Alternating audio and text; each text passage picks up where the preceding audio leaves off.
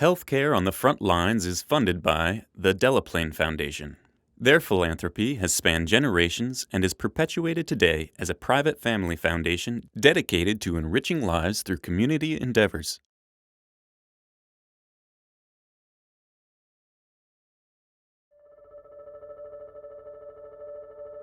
Mission of Mercy is responding to a national health crisis.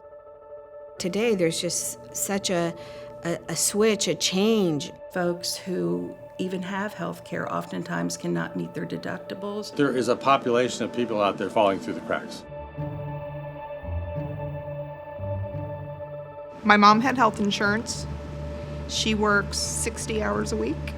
Her health insurance, just for her, is $1,400 a month. I had hepatitis C, and they wouldn't treat me. They sent me out the door because I can't afford a doctor. They wanted me to go see specialists. I don't have insurance, I can't see specialists.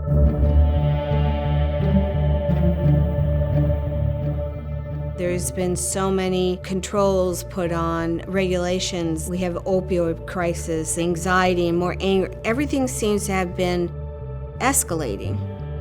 And then you throw the electronic medical record in there, and their doctor sits there at a computer, doesn't even hardly look up at them. We're helping keep these individuals out of the ER, which is billions of dollars in expenses annually for our government.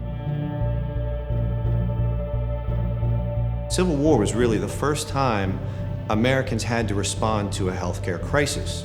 The first time there were thousands and thousands of injured people. The first time that once those injuries occurred, they needed follow-up care. And so now the situation is such that fewer and fewer people seem to be able to pay for medical care. I think everyone should have the right to health care, no matter what your financial situation is. There is a greater need, I think, for services for people who are not able to pay. We could all be open more than 7 days a week and not meet the needs of those who are impoverished.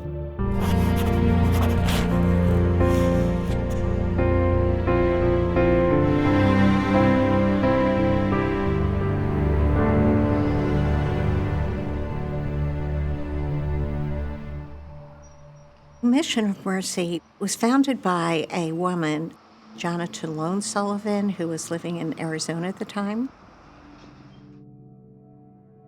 So I was a very young professional climbing the ladders in my profession, and I was at the very peak of it. Americans making a real difference, unsung heroes, confronting a problem, filling a need. That is what the Sullivans are doing. They call this the Mission of Mercy. Mike and Gianna Sullivan, devout Catholics, say they were called by God to serve the poor. God was trying to say, I don't want you to climb a ladder, I want you to ascend a mountain. It was at that time when medicine was becoming a big business between the government involvement and the insurance company involvement. A lot of the things that drew young people into medicine were sort of being obscured and motives were being diluted.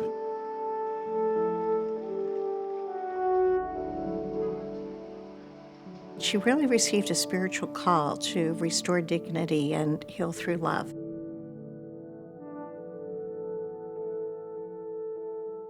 When you have that conviction, you gotta work on it. You gotta do it.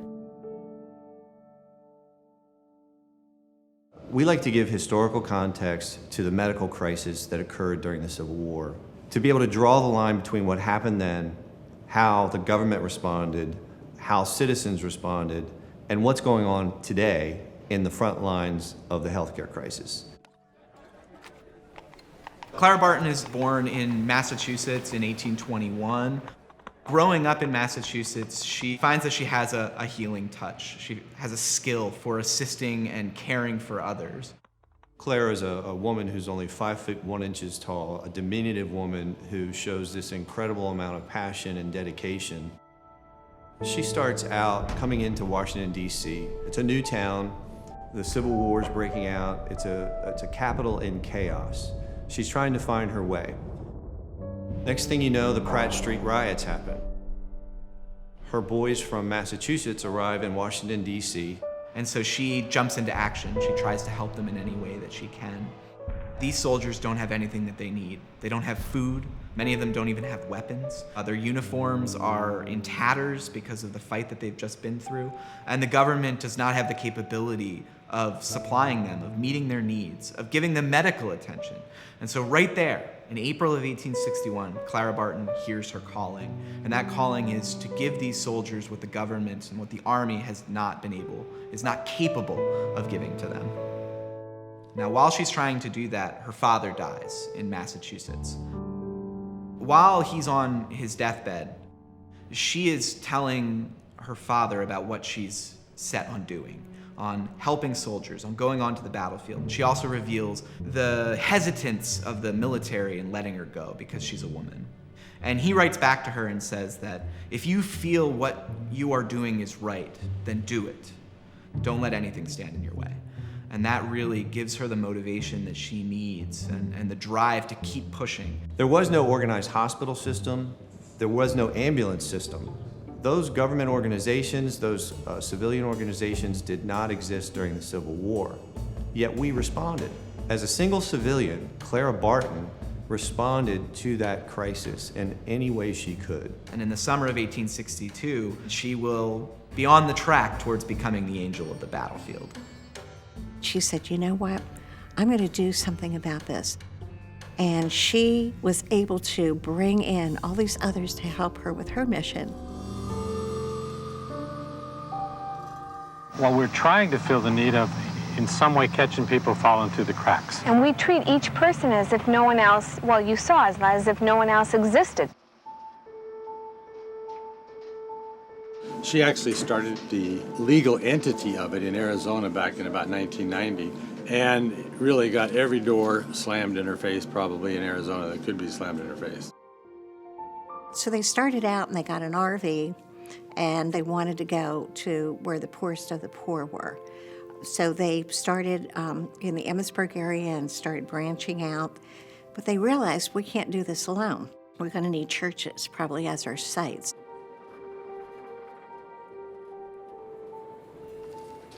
All the people didn't come at once, but slowly and gradually it began.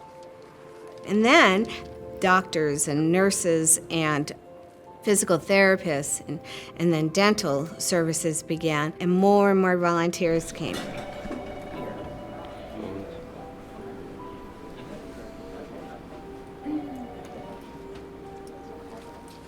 John Sullivan was inspired and driven to begin Mission of Mercy. And her husband, Dr. Michael Sullivan, picked that up. He picked up that same mission. To be able to give those things away changes your whole perspective on medicine.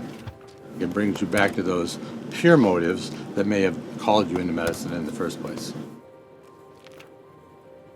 It seems like it's the outlook, it's the passion. Some people have more of that passion. You need everybody as part of the puzzle.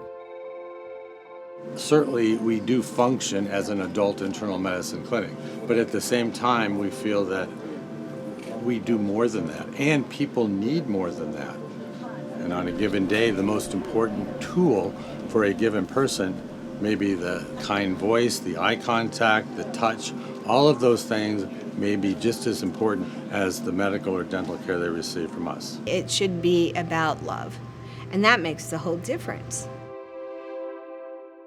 So Clara Barton, after the Baltimore riots and the aftermath of the first bloodshed of the Civil War, Barton is going to go and feel that call to action. And so she begins to amass supplies right here in her boarding house on 7th Street in the center of Washington where she's living. She solicits her friends and her family and asks them for bandages or any supplies that she can use to treat soldiers. She is bringing in boxes and boxes and crates filled with supplies. Her problem is that she doesn't have anywhere to take them. She goes to the United States Army, the Union Army, and she asks for permission to go into Army camps. The Army refuses. Women weren't supposed to be doing that in those days. It was a man's job to nurse. This is a time period in which women who are close to soldiers are often considered prostitutes or loose women of loose morals. They didn't want nurses, much less Clara Barton, who was such a small woman in stature and probably a pain in the royal rear, because she wanted something done and would be frustrated when things weren't being done. And so she is devoted to and dead set on going onto the battlefield herself, delivering her supplies on her own. She travels in this wagon train moving north to Frederick and over the mountains following the armies to Sharpsburg, to the banks of Antietam Creek. And that's where she finds herself early in the morning of September 17th, 1862, as the Battle of Antietam begins.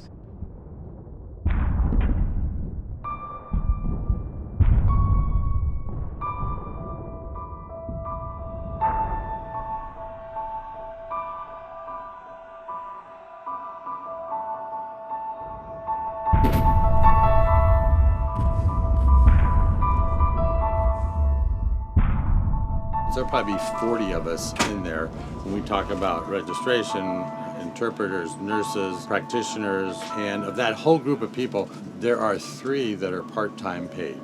Myself, our nursing director, and our physician assistant. The rest of those people are all volunteers. We look at every single one of those 40 people as practitioners. Any one of them could have been the person that God picked that day to give that patient the love that they need. If you're sick and you cannot afford to go to the doctor, that is a very difficult position to be in.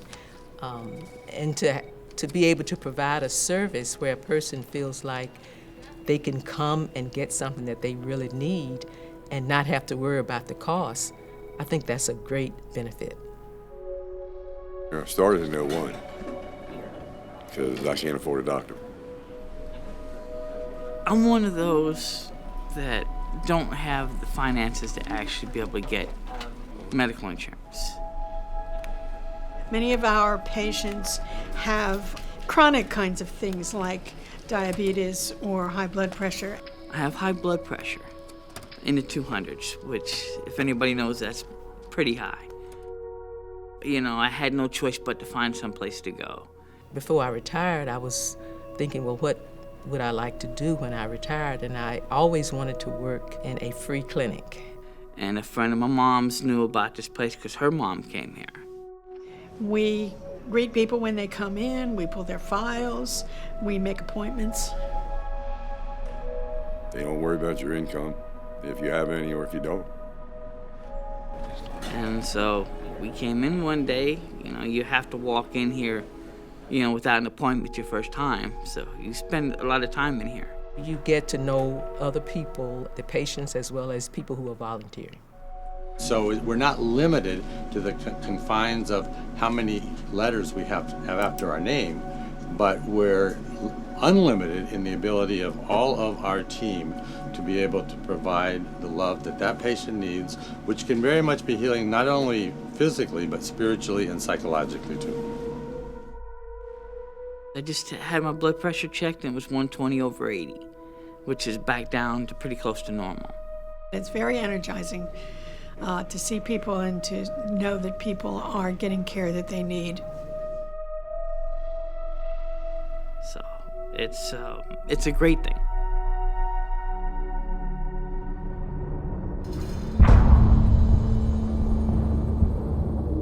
She decides to take her 3 wagon loads of supplies straight to where the action's going to be.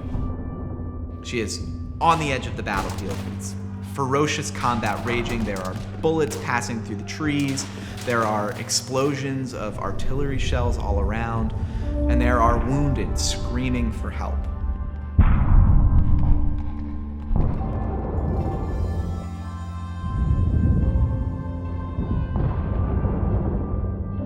She finds a farm, gets permission to treat the soldiers, mainly because she has supplies. The key was that she had something that the army and the soldiers needed. As the barn that they are using is being shaken by nearby artillery, she writes that even some of the surgeons who are trained and who have been at war for a year plus are running away because they're scared. I can't imagine what she was feeling, hearing the cannons go off, smelling the gunpowder, Seeing these operations at night by lantern, it had to be overwhelming. It's the bloodiest day in American history. There are 8,000 casualties within about a 4-hour span of mourning. I don't think anyone really knew that was going to be what that battle turned out to be.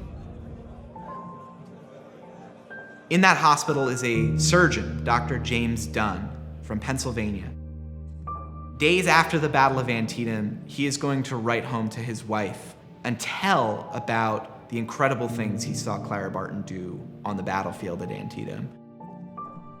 We had expended every bandage, torn up every sheet in the house, and everything we could find when who should drive up but our old friend, Miss Barton, with a team loaded down with dressings of every kind. I thought that night, if heaven ever sent out an angel, she must be one. Her assistance was so timely. She distributed her articles to the different hospitals, worked all night making soup, and the next day and night. And when I left, 4 days after the battle, I left her there ministering to the wounded and the dying. When I returned to the field hospital last week, she was still at work, supplying them with delicacies of every kind, and administering to their wants, all of which she does out of her own private fortune. In my feeble estimation, General McClellan, with all his laurels, sinks into insignificance beside the true heroine of the age, the angel of the battlefield.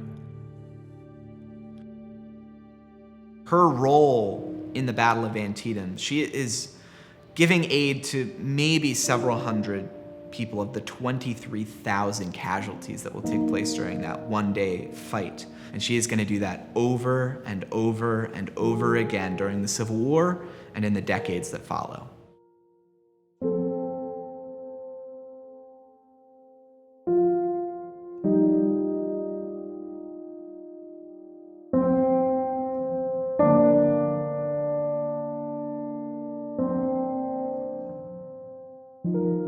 People described Antietam as being totally dead silent. You didn't hear a bird sing. They had all been chased away. It totally devastated that community. Antietam is about 25 miles from downtown Frederick. Many of the wounded ended up walking that distance. The population of Frederick doubled almost overnight with the number of patients that arrived from the Battle of Antietam. The first day after the battle was over, they have found out we're going to be running out of space. What can we do? We need big buildings. Well, let's go down and talk to the preachers, the different churches here, and see what we can do. And every big building I had. And so that's what they did. They said, we need your space. We need your space for the sick who are coming here. 27 buildings were designated to be hospitals for any of the wounded that needed to be cared for, plus 2 tent hospitals. Frederick became known as one vast hospital. A town of about 8,000 residents, nearly doubles overnight, with 10,000 wounded coming into the streets and those buildings and needing immediate care.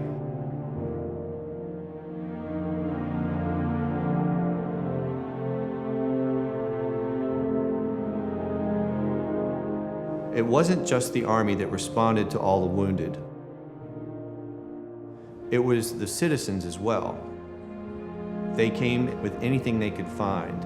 They didn't turn a blind eye. They responded by going out into the streets and starting to care for people.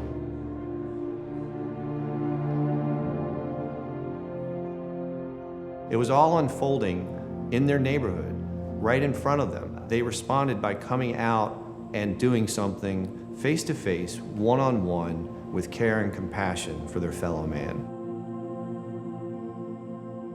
Mission of Mercy is a magnificent role model for the community.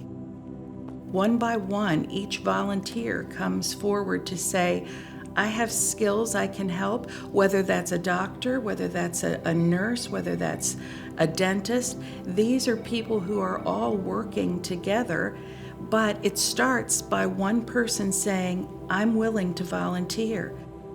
Dignity is very important to people. It's embarrassing for some people to come here and just bare their souls as to their medical problems and everything else. Basically, they're saying, we're asking, we're begging for help. So one of the tenets of Mission of Mercy is to treat people with dignity and make them feel welcome. There's a lot of smiles go on, there's a lot of hugs. Some of the nurses have repeat patients and they'll hug them and say welcome back. We try to make it a very, very comforting atmosphere. In addition to healing people through dignity, Mission of Mercy is also setting forth a powerful spirit of service in this community to say anyone and everyone can make a difference. Clara Barton's experience during the Civil War taught her that one person could make a difference. Angel of the Battlefield is just one component of her life. Clara Barton knew that the Army didn't care about the individual. They cared about the bigger picture, the mass movements of men, winning battles. She leaves this space in Washington to go on to form the American Red Cross, who now today responds to mass casualty events, natural disasters, any large-scale casualty disasters all over the world. Clara Barton cared about the individual. Her individual initiatives turned into an organizational initiative, which ended up changing the world.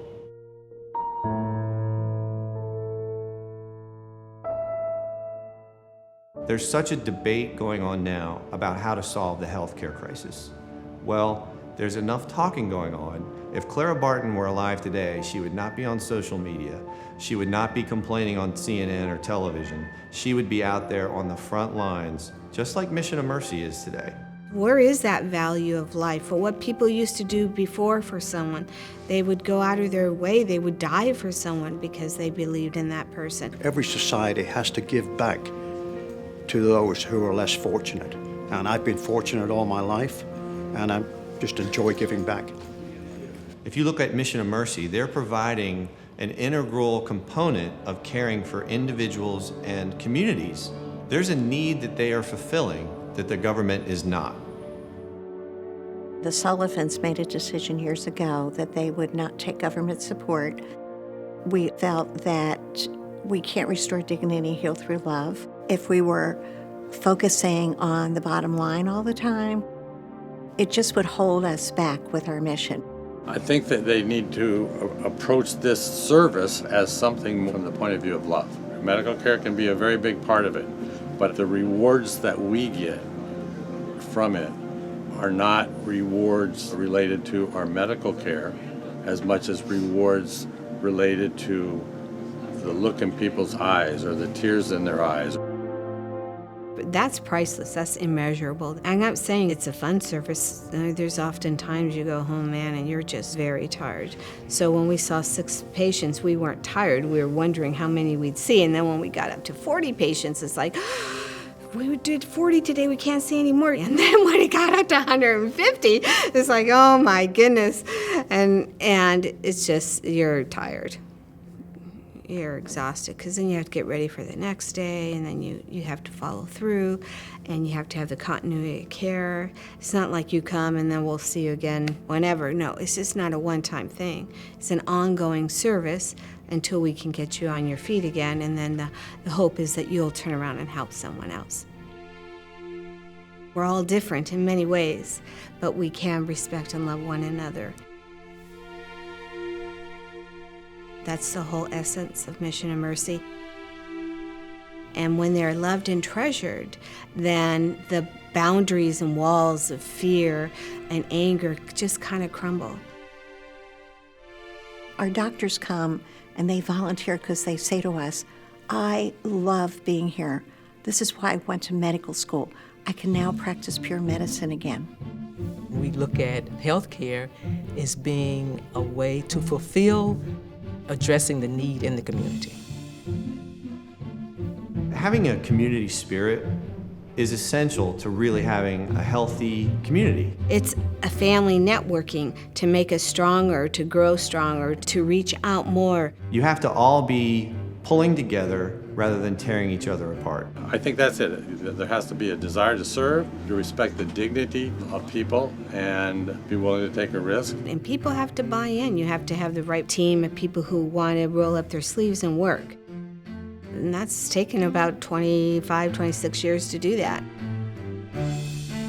Clara was always about something much larger than herself. If you can meet the basic need of restoring physical health, you will have at the same time restored dignity and their hope. And that's what Mission of Mercy is all about. You sit in the waiting room and look at the patients' faces before they walk onto the medical van, and then you look at them after they come off. I mean, it just says it all. The level of care is one thing, which is great, but the way they treat you here is amazing. All the people here are excellent, very friendly. Very nice people.